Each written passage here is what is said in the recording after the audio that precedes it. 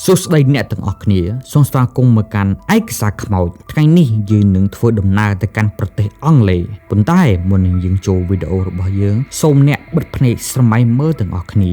ចូលអ្នកស្រមៃមើលខ្លួនឯងថាកំពុងដើរនៅតាមផ្លូវងងឹតនៅក្នុងទីក្រុង London នារាត្រីដ៏ត្រជាក់មួយរំពេចនោះស្រមោលរូបរាងខ្មៅមួយបានលោតចេញមកដោយមានភ្នែកក្រហមឆេះនិងក្រញាំដែកដ៏មុតស្រួយមុននឹងអ្នកឯស្រែកហៅគេមកជួយអ្នកបានរូបរាងនោះក៏បាត់ខ្លួនភ្លាមដោយបន្សល់ទុកតែភាពភ័យខ្លាចនេះគឺជារឿងរ៉ាវនៃ Spring Hill Jack ដែលជាបិសាចលោតផ្លោះដ៏អាថ៌កំបាំងបំផុតនៅក្នុងប្រវត្តិសាស្ត្រអង់គ្លេសនៅក្នុងវីដេអូមួយនេះយើងនឹងស្វែងយល់ពីប្រភពដើមរូបរាងនិងការវិប្រហាដ៏គួរឲ្យភ័យខ្លាចរបស់ Spring Hill Jack ក៏ដូចជាទ្រឹស្ដីផ្សេង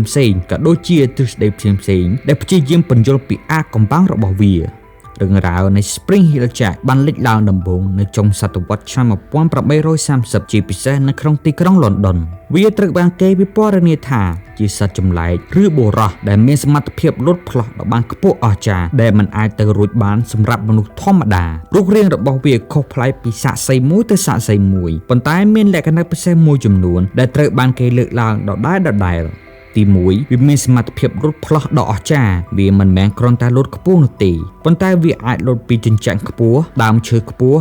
ឬសូម្បីតែអាគារខ្ពស់បានយ៉ាងងាយស្រួលថែមទៀតផងទី2វាមានភ្នែកក្រហមដូចភ្លើងភ្នែករបស់វាប្រៀបដូចជាអណ្ដាតភ្លើងដែលធ្វើឲ្យសាក្សីជាច្រើនមានភាពភ័យខ្លាចទី3វាមានក្រញាំដែកឬមួកដែកដ៏មុតស្រួចដែលវាប្រើដើម្បីវាយប្រហារជនរងគ្រោះទី4វាមានរូបរាងស្រដៀងនឹងមនុស្សប៉ុន្តែមានលក្ខណៈពិសេសដូចជាសត្វបិសាចការវាយប្រហារដ៏គួរឲ្យភ័យខ្លាចដំបូងបង្អស់ត្រូវបានគេកត់ត្រានៅក្នុងឆ្នាំ1837នៅខែតុលាឆ្នាំ1837ក្មេងស្រីបម្រើម្នាក់មានឈ្មោះថា Mary Steven បានដើរត្រឡប់មកផ្ទះវិញនាងបានឃើញរូបរាងដ៏ចម្លែកមួយដែលបានរត់ផ្លោះពីផ្លូវតូចមួយទៅផ្លូវតូចមួយទៀតដែលធ្វើឲ្យនាងមានភាពភ័យខ្លាចយ៉ាងខ្លាំងស្រមោលរូបរាងនោះបានលោតពីរបងមួយទៅរបងមួយហើយបានបាត់ខ្លួនទៅប៉ុន្មានថ្ងៃក្រោយមកនៅខែវិច្ឆិកាឆ្នាំ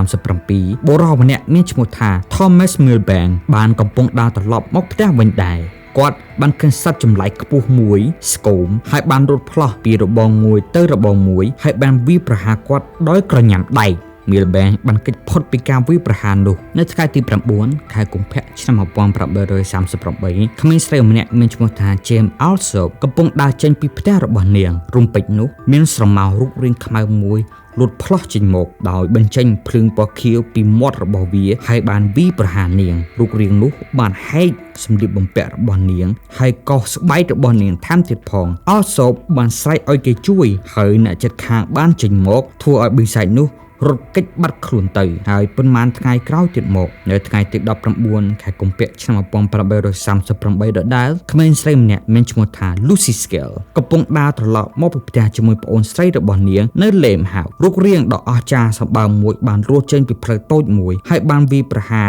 Lucy ដោយទះមុខរបស់នាងយ៉ាងខ្លាំង Lucy បានស្រឡប់ហើយប្អូនស្រីរបស់នាងបានស្រែកឲ្យគេជួយបិសាចនោះក៏លោតគេចខ្លួនបាត់ទៅយ៉ាងលឿនបំផុតការវាយប្រហារទាំងនេះបានធ្វើឲ្យសាធារណជនមានភាពភ័យខ្លាចយ៉ាងខ្លាំងមនុស្សបានចាប់ផ្ដើមចាក់សោទ្វារផ្ទះរបស់គេនៅពេលយប់ហើយប៉ូលីសបានទទួលពាក្យបណ្ដឹងជាច្រើនពីការមើលឃើញនិងការវាយប្រហាររបស់ Spring Hill Jack មេធាវី Lord Mayor នៃទីក្រុង London លោក John Cowan បានអានលិខិតសាធារណជនជាច្រើនដែលពិពណ៌នាអំពីការភ័យខ្លាចរបស់ប្រជាជននិងស្នើសុំឲ្យមានការស៊ើបអង្កេតយ៉ាងហ្មត់ចត់បំផុតបាតុភូត Spring Hill Jack មិនមែនគ្រាន់តែជាបញ្ហារបស់ទីក្រុង London ប៉ុណ្ណោះទេក្នុងរយៈពេលប៉ុន្មានសតវត្សបន្ទាប់មកការមើលឃើញស្រដៀងគ្នាបានរីករាលដាលទៅកាន់ទីក្រុងផ្សេងៗទូទាំងប្រទេសអង់គ្លេសដូចជាទីក្រុង Liverpool ជាដើម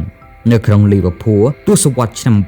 1880មានរបាយការណ៍ជាច្រើនអំពីអ្នកលូតផ្លោះដែលបានលូតពីដំបូងមួយទៅដំបូងមួយពីផ្លូវមួយទៅផ្លូវមួយការពិពណ៌នាគឺមានភាពស្រដៀងគ្នាទៅនឹង Spring Hill Jack នៃទីក្រុង London ដែលមានសមត្ថភាពលូតផ្លោះដ៏អស្ចារ្យនិងរូបរាងដ៏គួរឲ្យខ្លាចនៅ Aldershot ក្នុងឆ្នាំ1877មានការវាយប្រហារជាច្រើនទៅលើអ្នកយាម នៅជុំវិញប៉មដែលមានរូបរាងដ៏ចម្លែកដែលបានលុលពីជញ្ជាំងមួយទៅជញ្ជាំងមួយហើយធ្វើឲ្យគេមានភាពភ័យខ្លាចយ៉ាងខ្លាំងការមើលឃើញទាំងអស់នេះគឺបន្តរហូតដល់ដើមទសវត្សរ៍ឆ្នាំ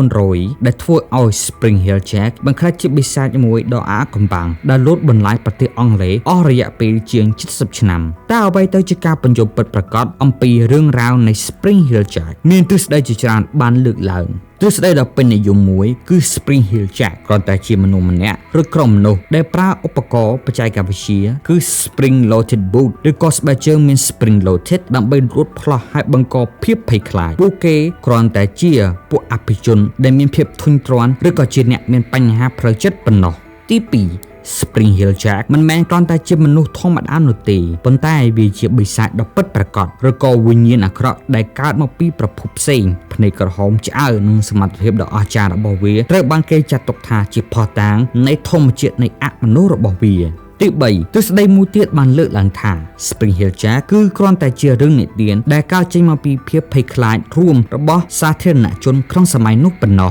ទីក្រុង London កំពុងរីកចម្រើនយ៉ាងឆាប់រហ័សប៉ុន្តែមានភាពភ័យខ្លាចនឹងឧក្រិដ្ឋកម្មនិងភាពអយុត្តិធម៌ផងដែរ Spring Hill Jack គឺជាការបង្ហាញអំពីការថប់អារម្មណ៍និងភាពមិនប្រកបប្រជារបស់មនុស្សគ្រប់គ្នានៅក្នុងសង្គមនៃទីក្រុង London ទី4ករណីខ្លះទៀតអាចគ្រាន់តែជាការយល់ច្រឡំសត្វឬមនុស្សធម្មតានៅក្នុងពិភពងងឹតប៉ុណ្ណោះពាក្យចចាមអារាមនិងការភ័យខ្លាចបានធ្វើឲ្យរឿងមួយនេះរីកធំឡើង